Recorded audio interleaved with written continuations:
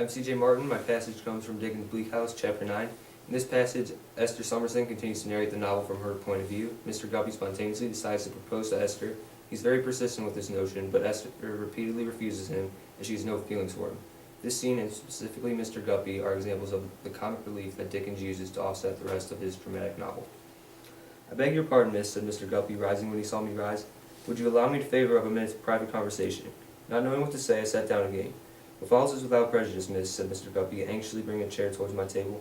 "I don't understand what you mean," said I, wondering. "It's one of our law terms, miss. You won't make any use of it to my detriment at Kensington Carboys or elsewhere.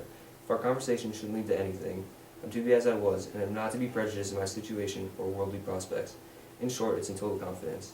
"I'm at a loss, sir," said I, "to imagine what you can have to communicate in total confidence to me whom you have never seen but once. But I should be very sorry to do any injury." "Thank you, miss, I'm sure of it. That's quite sufficient.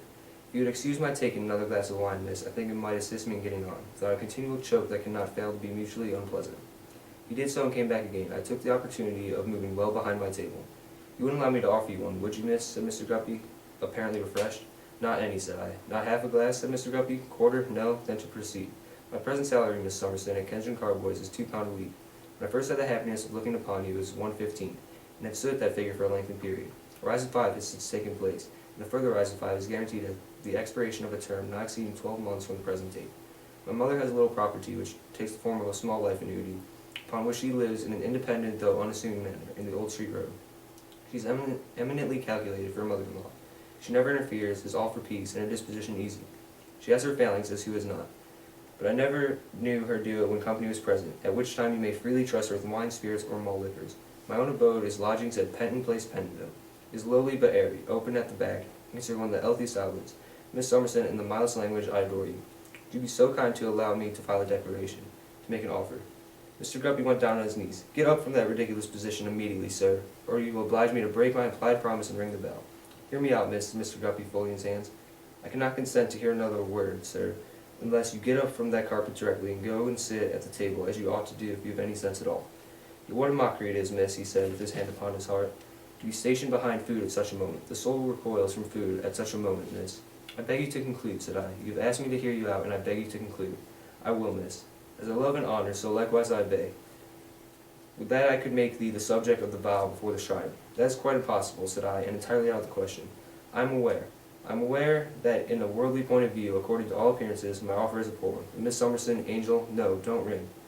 I have been brought up in a sharp school, and am accustomed to a variety of general practice. Though a young man, I've fretted out evidence, got up cases, and seen lots of light. Bless with your hand, what means might I not find of advancing your interests and pushing your fortunes? What might I not get to know nearly concerning you? I know nothing now, certainly, but what might I not if I had your confidence, and you set me on? Cruel miss, hear but another word. I think you must have seen that I was struck with those charms on the day when I waited at the wine cellar. I think you must have remarked that I could not forbear a tribute to those charms when I put up the steps of the hackney coach. It was a feeble tribute to thee, but it was well meant. The images have never since been fixed in my breast. I have walked up and down of an evening opposite Jellyby's house, only to look upon the bricks that once contained thee. This out of today, quite unnecessary out so far as the attendance, which was its pretended object, when it was planned by me alone for thee alone. If I speak of interest, it is only to recommend myself, my respectful wretchedness. Love was before it and is before it. I should be pained, Mr. Guppy, to do you or anyone who has sincerely the injustice of slighting any honest feeling, however disagreeably expressed. If you have really meant to give me a proof of your good opinion, though ill-timed and misplaced, I feel that I ought to thank you. I have very little reason to be proud, and I am not proud. I hope that you will go away as if you had never been so exceedingly foolish." "Half a minute, miss," cried Mr. Guppy, checking me as I was about to ring. "This has been without prejudice. I'll never mention it," said I, "unless you should give me a future occasion to do so. A quarter of a minute, miss, in case you think better.